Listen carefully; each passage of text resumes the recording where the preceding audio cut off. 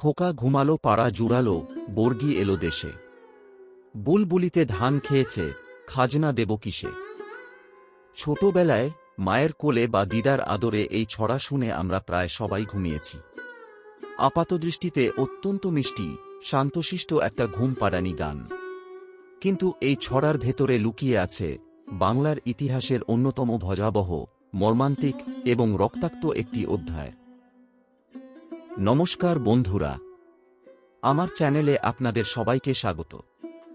আজ আমরা ইতিহাসের পাতা উল্টে এমন এক সত্যের মুখোমুখি হব যা জানলে এই মিষ্টি ছড়াটিকে আর কখনোই আগের মতো মনে হবে না। আজ আমরা জানব কে এই বর্গি, পাড়া জুড়ালেই বা তারা কেন আসত, আর কেনই বা মায়েদের এই গান কোনো কল্পকথা নয়, বরং এক ঐতিহাসিক ত্রাসের দলিল। প্রথমেই আসা যাক বর্গি শব্দটিতে। বর্গি রূপকথার কোনো রাক্ষস বা জুজু বুড়ি নয়, এরা ছিল রক্তমাংসের মানুষ। বর্গি শব্দটি এসেছে মারাঠি শব্দ বার্গির থেকে। অষ্টাদশ শতাব্দীতে মারাঠা সাম্রাজ্যের এক বিশেষ অশ্বারোহী বাহিনী ছিল এই বার্গিররা। এদের নিজস্ব কোনো ঘোড়া বা অস্ত্র থাকত না, রাষ্ট্র এদের সব যোগান দিত। 1741 সাল, বাংলার মসনদে তখন নবাব আলীবর্দী খাঁ। নাগপুরের মারাঠা শাসক প্রথম রঘুজি ভোঁসলে বাংলায় চৌথ অর্থাৎ রাজস্বের 1/4 কর দাবি করেন। নবাব সেই দাবি প্রত্যাখ্যান করলে রঘুজি ভোঁসলে তাঁর সেনাপতি ভাস্কর পণ্ডিতের নেতৃত্বে এই বার্গির বা বর্গিদের বাংলায় পাঠান। শুরু হয় এক দশকের এমন এক লুণ্ঠন যা বাংলার মানুষকে শিউরে উঠতে বাধ্য করেছিল। অনেকের মনে হতে পারে মারাঠারা যেহেতু মুঘল বা সুলতানি শাসনের বিরোধী ছিল, তাই হয়তো তাদের এই আক্রমণ ছিল রাজনৈতিক বা ধর্মীয়। কিন্তু ইতিহাসকে যদি আমরা যুক্তির আলো বিচার করি, তবে দেখব এর পেছনে কোনো মহান আদর্শ ছিল না। এর একমাত্র উদ্দেশ্য ছিল নির্জলা অর্থনীতি এবং লুণ্ঠন। এই বর্গিরা ছিল মূলত ভাড়াটে যোদ্ধা। এদের কোনো নির্দিষ্ট বেতন ছিল না।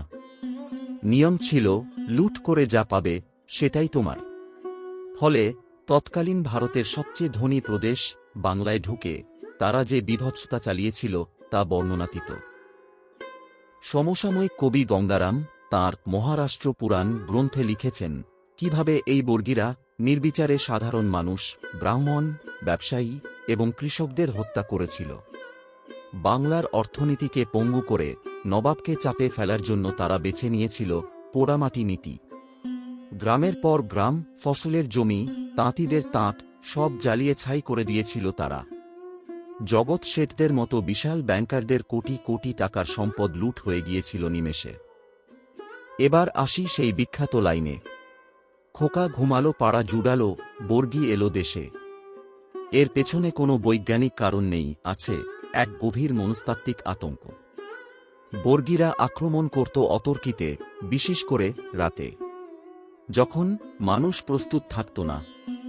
পাড়া নিস্তব্ধ হওয়ার অর্থ ছিল এবার হয়তো আঁধারের বুক চিরে ঘোড়ার খুরের শব্দ শোনা যাবে। বাংলার মায়েরা এতটাই আতঙ্কে ভুগতেন যে শিশুদের ঘুম পাড়াতে তাঁরা এই ভয়াবহ স্মৃতিকেই হাতিয়ার করেছিলেন। তাঁরা বলতেন, চুপ, একদম কাঁদবি না, পাড়া শান্ত হয়েছে, এখন তুই শব্দ করলে বর্গিরা আমাদের বাড়ি চিনে ফেলবে। এই ভয় দেখাতে গিয়েই জন্ম হয়েছিল সেই বিখ্যাত ছড়ার। এক চরম ট্রমা, এক অবর্ণনীয় ভয় কিভাবে যুগের পর যুগ পেরিয়ে একটা নিরীহ ঘুমপাড়ানি গানে পরিণত হয়েছে তা ভাবলে আজও অবাক হতে হয়। 1751 সালে নবাব আলীবর্দী খাঁ শেষ পর্যন্ত বার্ষিক 12 লক্ষ টাকা চৌথ এবং উড়িষ্যার অধিকার ছেড়ে দিয়ে এই বর্গি হামলার অবসান ঘটান। কিন্তু সেই 10 বছরের ক্ষত বাংলার সমাজ ও অর্থনীতিতে যে দাগ রেখে গিয়েছিল তা মুছতে সময় লেগেছিল বহু দশক। বন্ধুরা, ইতিহাস কেবল রাজায় রাজায় যুদ্ধের নয়। ইতিহাস লুকিয়ে থাকে সাধারণ মানুষের যাপনে, লোককথায় এবং এমনই কিছু ঘুমপাড়ানি গানে। সুতরাং বর্গি এলো দেশে কোনো কল্পকথার গল্প নয়। এটি হল বাংলার বুকে ঘটে যাওয়া এক ঐতিহাসিক সন্ত্রাসের দলিল। বাংলার মায়েরা তাদের সন্তানদের বুকে আগলে রেখে যে আতঙ্কের রাত কাটাতেন, সময়ের স্রোতে সেই ভয়াবহ স্মৃতি একটি ঘুমপাড়ানি গানে পরিণত হয়েছে। বর্গীদের এই নির্মমতা কোনো আকস্মিক ক্ষোভের বহিঃপ্রকাশ ছিল না। এটি ছিল অত্যন্ত সুপরিকল্পিত একটি সামরিক কৌশল এবং অর্থনৈতিক শোষণের হাতিয়ার।